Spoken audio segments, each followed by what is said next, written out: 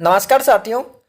5000 question की जो series है उसमें आपका स्वागत है। साथियों, अगर आप आईटीआई स्टूडेंट हैं या फिर आईटीआई करने की सोच रहे हैं तो दोस्तों ये वीडियो आपके लिए बहुत ही हेल्पफुल होने वाली है। साथियों, आज से 5 से 10 सालों में जितने भी आईटीआई के जो टेक्निकल एग्जाम हुए उनमें जो क्वेश्चंस आए हुए थे उन सभी क्वेश्चन की दोस्तों अपन यहाँ पर जो एक सीरीज लेकर आए, जिसमें अपन यहाँ पर जो है 5000 क्वेश्चन को यहाँ पर टारगेट करने वाले हैं। अगर आपने पिछले पार्ट नहीं देखे तो दोस्तों आप उनको जाकर देख लीजिए। दोस्तों उन सभी एग्जाम में दोस्तों ये सीरीज हेल्पफुल होने वाली है, जैसे DMRC, NMRC, Lucknow metro, Agra metro, Jaipur metro और बिजली विभाग के एग्जाम की बात किया जाए दोस्तों जयपुर विद्युत वितरण निगम limited, Uttar Pradesh power corporation limited, railway, loco pilot और आर्मी के जैसे एग्जाम है जिनमें टेक्निकल बेस के एग्जाम होते हैं, उन सभी में दोस्तों जो ये सीरीज जो है हेल्पफुल होने वाली है।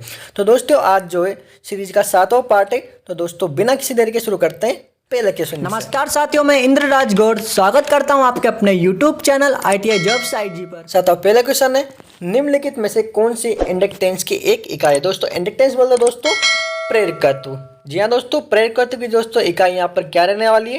तो यहाँ पर इसका राइट आंसर दोस्तों होने वाला है वो आपका वोल्ट, सेकेंड और एम्पियर। दोस्तों इसकी इकाई क्या है? वोल्ट, सेकेंड और एम्पियर। अगला क्वेश्चन की तरफ चलते हैं दोस्तों। परम अलौकिक में वजन के हिसाब से सबसे अधिक प्रसिद्धता वाला घटक क्या है? तो दोस्तों यहाँ पर राइट आंसर आपका होने वाला है दोस्तों निकिल। अगला क्वेश्चन है दोस्तों, एक प्रेरक में धारा 20 सेकेंड समय में एक समान रूप में 0 एम्पेयर से 10 एम्पेयर में परिवर्तित होती है। प्रति उल्टा 2 उल्टे तो प्रेरक का प्रेरकत्व ज्ञात कीजिए। दोस्तों यहाँ पर जो है इंडक्टेंस ज्ञात करने के लिए यहाँ पर बोल रहा है। साथियों आपके पास जो है यहाँ पर टाइम कितना दिया हुआ है दोस्तों? यहाँ पर 20 सेकेंड और आपके यहाँ पर आई कितना है दोस्तों? 10 सेकेंड। ठीक है साथियों, और वहीं आपका जो है ये कितना है आपका दोस्तों? यहाँ पर 2 वोल्ट। ठीक है, तो यहाँ पर आपका जो सूत्र होने वाला है वो है दोस्तों, आपको क्या निकालना है? इंडक्टेंस निकालना है दोस्तों। तो ई बराबर E D T upon D I. ठीक है, तो यहाँ पर आपका जो है ई कितना है दोस्तों? 2 है। यहाँ पर आपका कितना है? 2 वोल्ट। वोल्ट कितना है? 2 गुना डी टी कितना है आपका? 20। 20 बोले तो आपका 20 सेकेंड। टाइम कितना है आपका? 20 सेकेंड। तो 20 यहाँ पर रख देंगे अपन बटा, और आपका जो धारा कितनी दे रखी है दोस्तों? यहाँ पर आपकी 10 एम पे, तो यहाँ पर आप पर 10 रख देना है। तो यहाँ पर आपका 10 से 20 जाएगा, 2 बार डिवाइड हो जाएगा, तो 2 बराबर 2 इंटू 2 बराबर 4। तो आपका राइट आंसर कितने वाला दोस्तों? 4 हेनरी। ठीक है दोस्तों, तो यहाँ पर इंडक्टेंस कितने वाला है दोस्तों? 4 हेनरी। अगला क्वेश्चन है दोस्तों,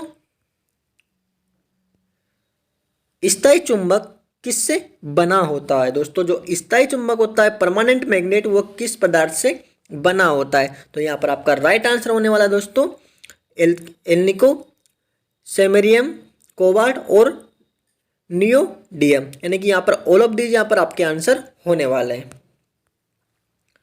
साथियों अगला क्वेश्चन है आपका यहाँ पर, उल्टता V से आवेशित एक खोखले गोलक के अंदर का विभव कितना होता है? तो यहाँ पर आपका राइट आंसर होने वाला है साथियों V। जो इसका अंदर का विभव होने वाला है दोस्तों वो होने वाला है यहाँ पर V। अगला क्वेश्चन है, चुंबक तीव्रता और चुंबन बल के अनुपात को क्या कहा जाता है? साथ यहाँ पर आपका राइट आंसर है दोस्तों ससेप्टिबिलिटी कहा जाता है। क्या कहा जाता है? ससेप्टिबिलिटी, यानी कि सुग्राह्यता कहा जाता है। चुंबन तीव्रता और चुंबन बल के अनुपात को सुग्राह्यता कहा जाता है। अगला क्वेश्चन है, विचुंबकन का प्रक्रम क्या है? तो दोस्तों इसका अवशिष्ट चुंबकीय क्षेत्र का विलोपन होता है, जो कि विचुंबकन का यहाँ पर होने वाला है।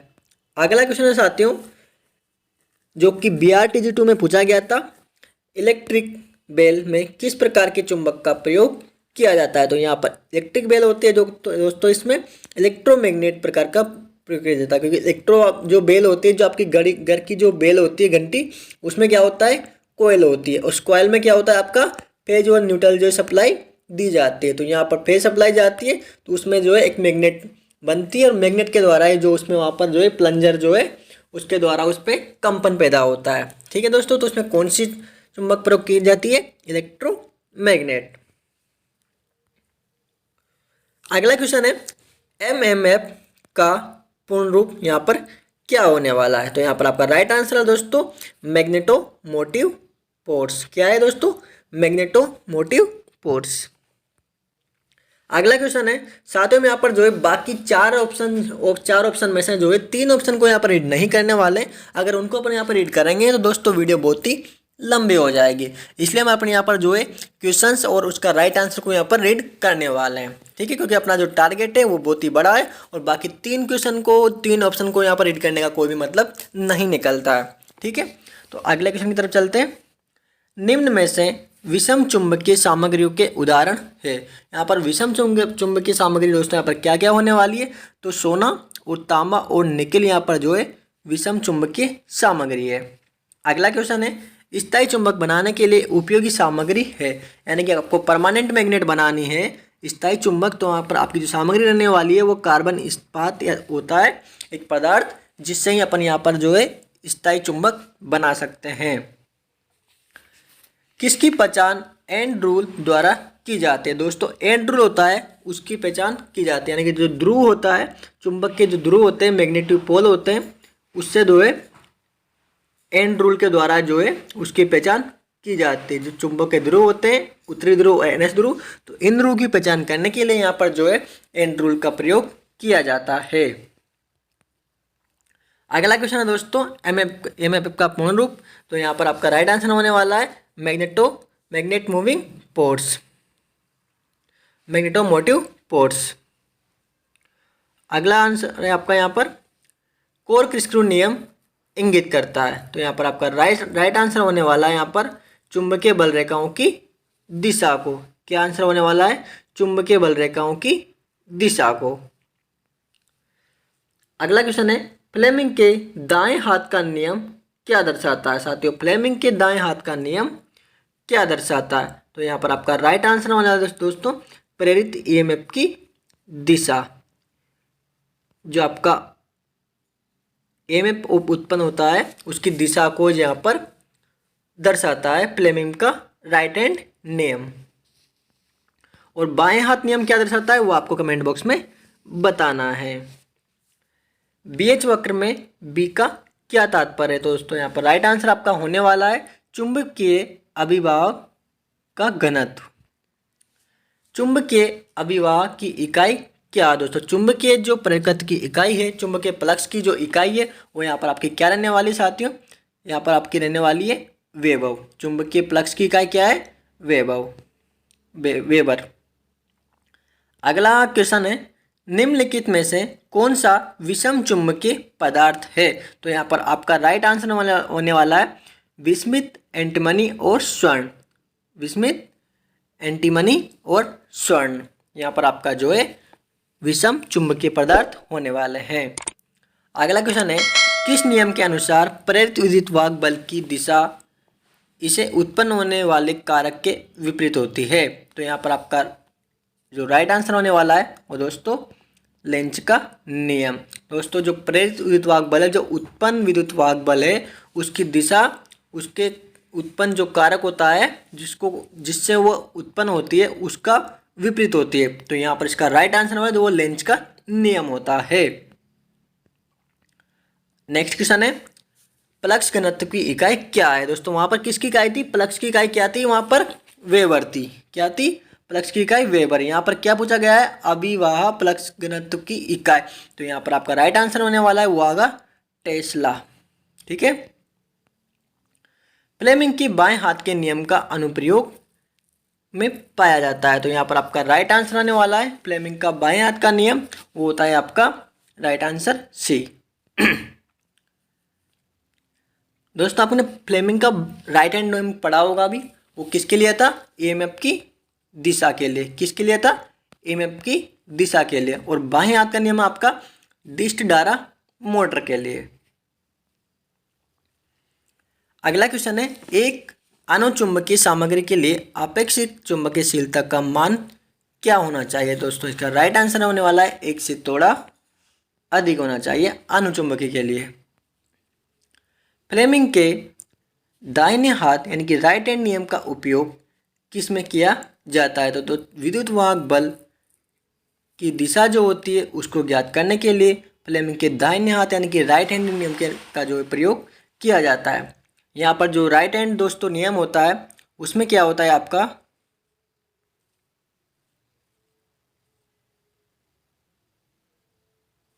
इसमें जो आपका अंगूठा होता है वो क्या होता है दोस्तों, यहाँ पर आपको फोर्स को दर्शाता है। किसको दर्शाता है?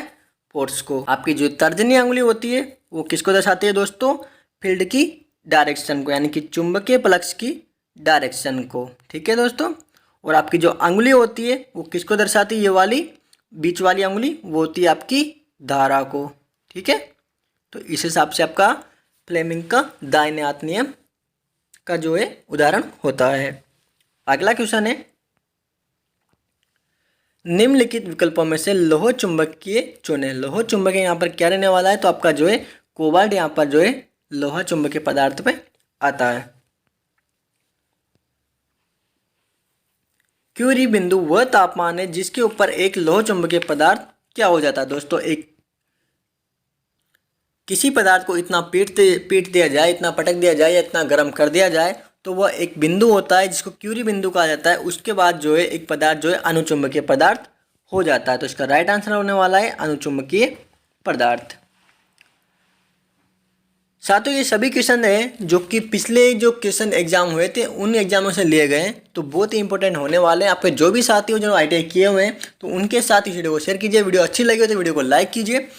दोस्तों ये क्वेश्चन आपका है, एक चुंबकीय क्षेत्र में रखे हुए धारा प्रवाहित करने वाले एक कंडक्टर पर लगने वाले बल की दिशा द्वारा दर्शाई जाती है। दोस्तों चुंबकीय क्षेत्र में अगर कोई भी मान लो चुंबकीय क्षेत्र है उसमें रखे हुए धारा प्रवाहित करने वाले एक कंडक्टर, एक जो कोई कंडक्टर है उस पर लगने वाली बल की दिशा दर्शाती है। तो उसका राइट आंसर है फ्लेमिंग के बाएं हाथ का नियम। तो किस में लगता है बाएं हाथ का नियम?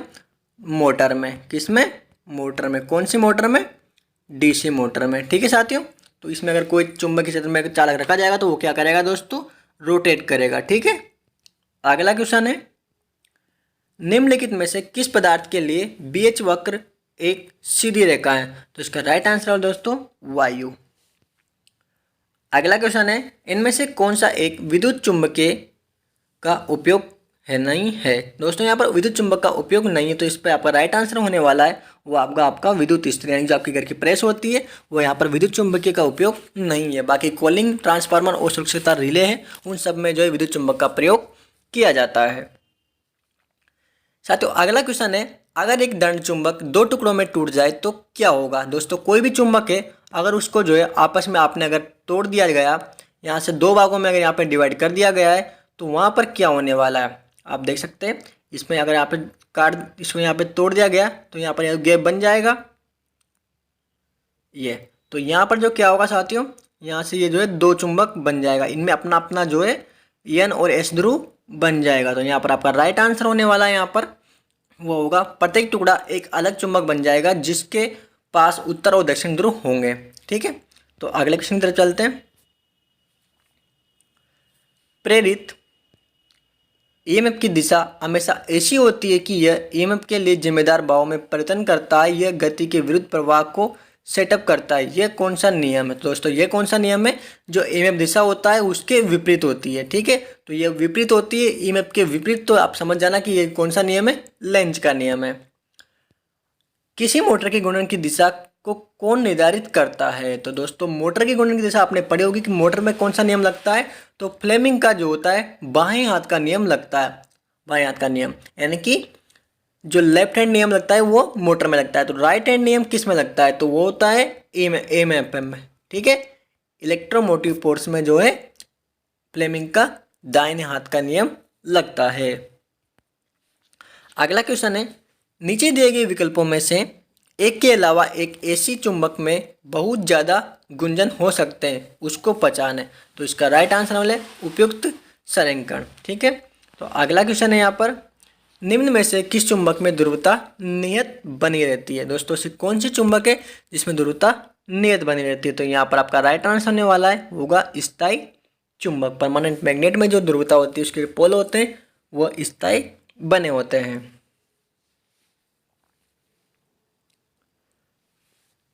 अगला क्वेश्चन है, चुंबकीय मैग्नेटाइजिंग बल के पीछे फ्लक्स घनत्व की लैगिंग को क्या कहा जाता है? चुंबकीय मैग्नेटाइजिंग बल के पीछे फ्लक्स घनत्व की लैगिंग को क्या कहा जाता है? तो यहाँ पर आपका राइट आंसर वाला है दोस्तों, हिस्टैरिसीस कहा जाता है। अगला क्वेश्चन है, प्रत्येक करंट विद्युत प्रवाह का की दिशा ऐसी होती है कि यह हमेशा उसके कारण का विरोध करती है।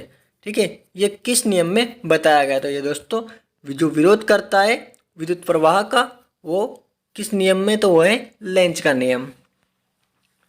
दोस्तों अगला क्वेश्चन है, स्थायी चुंबक चल कुंडली उपयंत्र में किसके साथ शक्तिशाली स्थायी चुंबक होता है? तो डीएमआरसी में पूछा गया था। तो मृदुल लोहे छड़ के साथ जो है बनाया जाता है। अगला क्वेश्चन है, जो सामग्रियां चुंबक की ओर कड़ाई से आकर्षित नहीं होती उन्हें क्या कहा किसके रूप में जाना जाता है? जो सामग्रियां चुंबक की ओर कड़ाई के आकर्षित नहीं होती है उन्हें कहा जाता है दोस्तों पैरामैग्नेटिक पदार्थ। क्या कहा जाता है? पैरामैग्नेटिक पदार्थ। अगला क्वेश्चन है, चुंबक के अधिकतम आकर्षण बल के बिंदु को इसका कहा जाता है? चुंबक के अधिकतम आकर्षण बल के बिंदु को क्या कहा जाता है? दोस्तों इसका राइट आंसर है चुंबकीय ध्रुव। जो ध्रुव चुंबक होती है उसके जो यहाँ पर एन और एस ध्रुव होते हैं, यहाँ पर ये जो है सबसे ज़्यादा फोर्स होता है पोल पर ही, तो इसको क्या कहते हैं? चुंबकीय ध्रुव।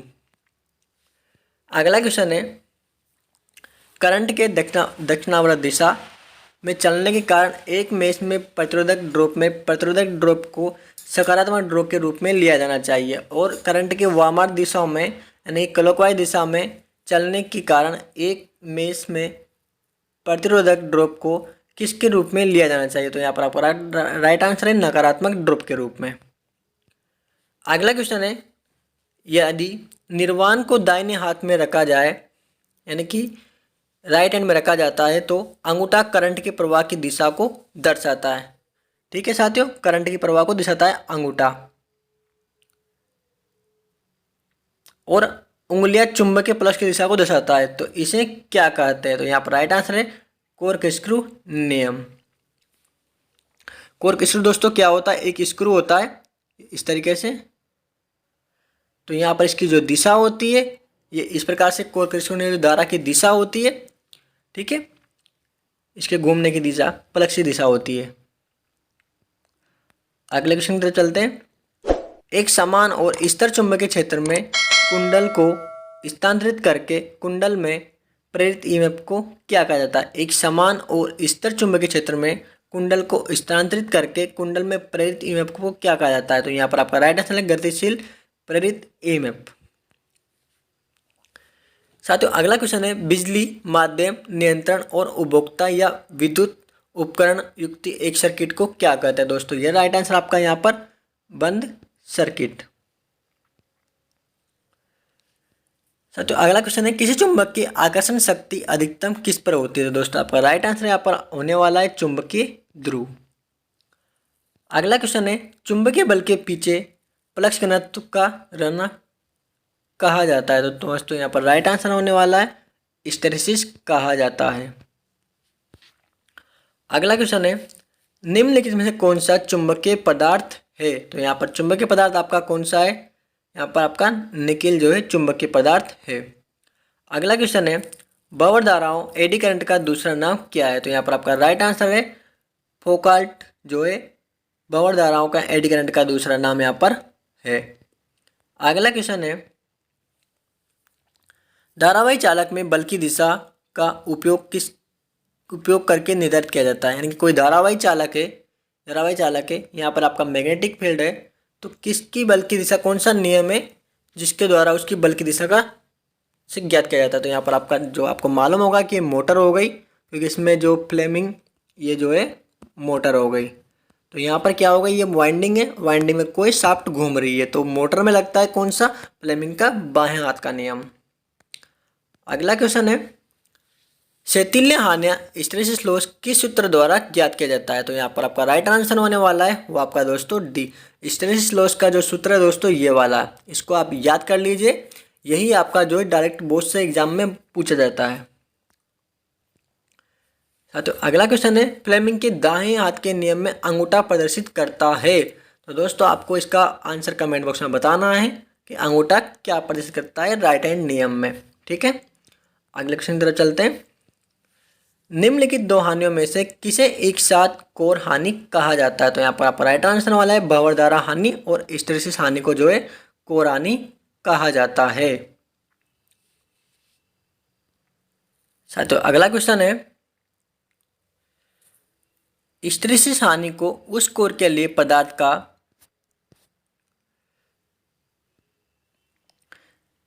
चयन करके कम किया जा सकता है, यानी कि हिस्टैरिसीस हानि को कैसे कम किया जा सकता है? तो इसका राइट आंसर है निम्न हिस्टैरिसीस गुणांक के रूप में इसको कम किया जा सकता है।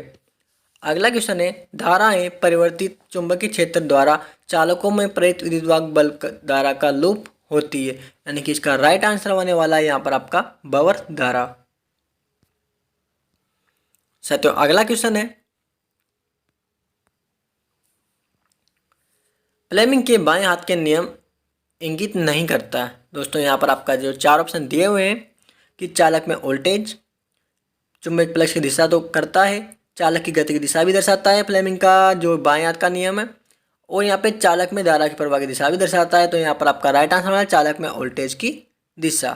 ठीक है, तो यही आपका यहाँ पर राइट आंसर होने चुंबकीय प्लक्स की दिशा।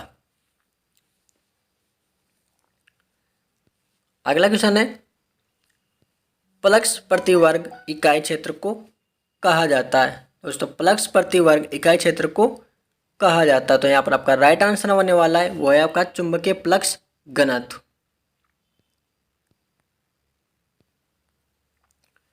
साथियों अगला क्वेश्चन है, बीएच वक्र में एच का क्या तात्पर्य है? दोस्तों बीएच वक्र जो होता है आपने देखा होगा इस प्रकार से भी एक बीएच वक्र बनता है, उसमें जो है एच का क्या तात्पर्य है? तो यहाँ पर आपका राइट आंसर है चुंबकीय क्षेत्र का सामर्थ्य।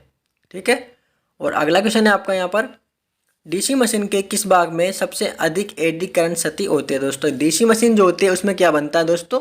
आर्मेचर बनता है। ठीक है, यहाँ पर होती है इसकी वाइंडिंग, ठीक है, और ये होती है इसकी बॉडी। तो जो आर्मेचर होता है इसमें क्या होता है सबसे ज़्यादा जो है एडी करंट जो है क्षति होती है।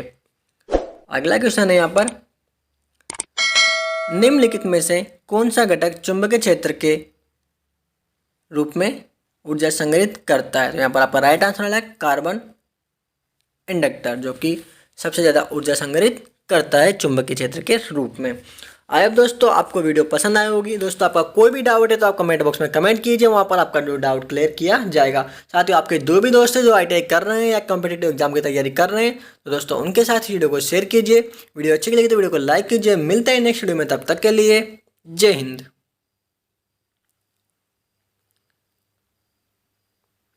Subscribe now and press the bell icon. Never miss an update.